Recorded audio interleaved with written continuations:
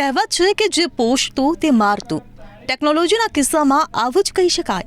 દિલ્હી વિમાની મથક પર ટેકનિકલ ખરાબીના લીધે સંખ્યાબંધ વિમાનોનું સમયપત્રક ખોરવાયું છે. ટેકનિકલ ફોલ્ટના કારણે એર ટ્રાફિક કંટ્રોલરને વિમાનોના સમયપત્રક જ મળી રહ્યા નથી. તેના કારણે બધું જ કામ મેન્યુઅલી કરવું પડી રહ્યું છે.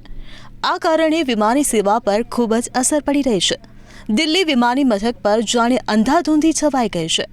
આ વિમાની મથક જાણે વિમાની મથક નહીં પણ રેલવે સ્ટેશન લાગી રહ્યું હોય તેવી ભીડ ત્યાં જોવા મળી રહી છે.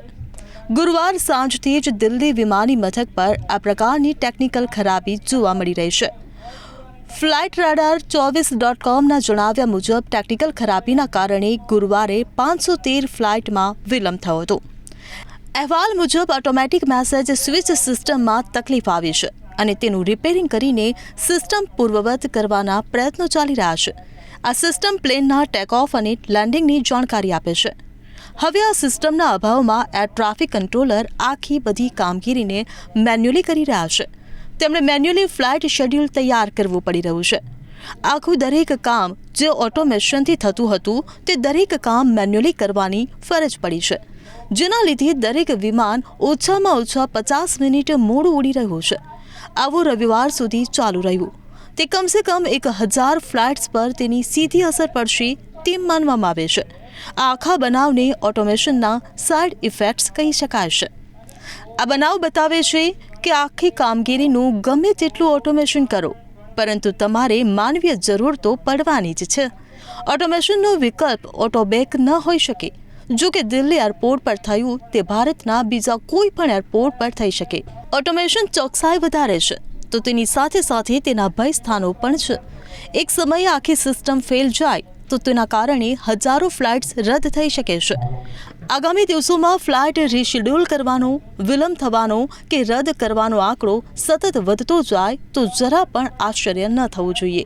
તેની સાથે આજે બધી જ સિસ્ટમ ઓટોમેશન તરફ વાળનારાઓ માટે આ પ્રકારનો અવરોધ એક પદાર્થ ભાગ છે કે બધું જ ઓટોમેશનના હવાલે કરી દેશો તો નહીં ચાલે. મેન્યુઅલી પણ રાખવું તો પડશે જ. ઓટોમેશનથી સુલભતામાં વધારો થાય છે તે હકીકત છે, પરંતુ જ્યારે ઓટોમેશનમાં કંઈક ગડબડ થાય છે કે તેના પર સાયબર એટેક થાય છે ત્યારે બધું જ મેન્યુઅલી કરવાની ફરજ પડે છે.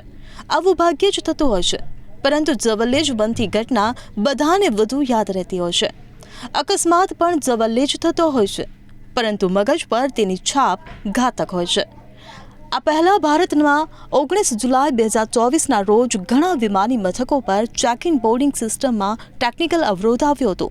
તેનું કારણ તેમનું ક્લાઉડ સર્વર આઉટેજ થયું હતું. તે સમયે પણ વિમાની કંપનીઓએ મેન્યુઅલી પાસ જારી કરવા પડ્યા હતા.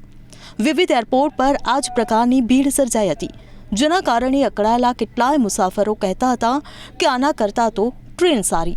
કમસે કમ ક્યારે આવવાની છે તે ખબર તો પડે. અહીં તો ફ્લાઇટ ક્યારે ઉપડશે તેની જ ખબર નથી. આ સંજોગોમાં ઘણા લોકોએ ફરીથી વિમાની મુસાફરી ન કરવાના સોગંદ પણ લીધા હતા. કેટલાય લોકોની કનેક્ટિંગ ફ્લાઇટ છૂટી ગઈ હતી.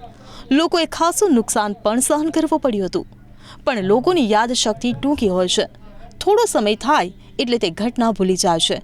પાછું બધું રાબેતા મુજબ ચાલવા માંડે છે. ચાલુ વર્ષે 28મી ઓગસ્ટ 2025ના રોજ બ્રિટનના એરપોર્ટ પર પણ ફ્લાઇટ પ્લાનિંગ સિસ્ટમમાં ટેકનિકલ અવરોધ આવવાને કારણે એટીસી સિસ્ટમ કામ કરી ન શકી. આ બધું દર્શાવે છે કે આધુનિકતાની સાથે સાથે ટેકનિકલ અવરોધોને પાર પાડવા માટે બેકઅપ સિસ્ટમ પણ વિકસાવવી પડશે. દર વખતે ફ્લીટ ઓપરેશન્સમાં તકલીફ આવે અને ટેકનિકલ અવરોધ આવે, હજારોથી લઈને લાખો મુસાફરો હેરાન થાય અને એરલાઇન્સને મોટી ખોટનો સામનો કરવાનો આવે, તેના બદલે બેકઅપ સિસ્ટમ રાખી શકાય. આ સિસ્ટમ ઓટોમેટિક પણ હોવી જોઈએ અને મેન્યુઅલી પણ હોવી જોઈએ. આ ફ્લાઇટમાં અમદાવાદ, વડોદરા અને સુરતની ફ્લાઇટ પણ લેટ થઈ છે. જો કે દિલ્હીમાં આ પ્રકારની સંભાવનાના સંકેતો તો પહેલાથી જ મળવા લાગ્યા હતા. છેલ્લા એક અઠવાડિયાથી વિમાનો ફેક જીપીએસ સિગ્નલ મળી રહ્યા હતા. તેને જીપીએસ સ્પૂફિંગ પણ કહી શકાય છે. તેમાં પાયલટોને ખોટું અને નેવિગેશન એલર્ટ અને લોકેશન મળે છે. દિલ્હીથી લગભગ 100 કિલોમીટરના વિસ્તારમાં આ પ્રકારની ઘટના સામે આવી છે. ડીજીસીએને આ પ્રકારની જાણકારી અપાઈ હતી. આ એક પ્રકારના સાયબર હુમલો હોય છે. મોટાભાગે આવું વોર ઝોનમાં થાય છે, પરંતુ હવે એરપોર્ટ પર પણ થવા લાગ્યું છે. આ બતાવે છે કે સાયબર હુમલાનું પ્રમાણ સતત વધી રહ્યું છે. ભારત પાકિસ્તાન સરહદ પર આ પ્રકારની ઘટના સામાન્ય છે, પરંતુ દિલ્હી એરપોર્ટ ખાતે આ પ્રકારની ઘટના બનવી અસામાન્ય બાબત છે.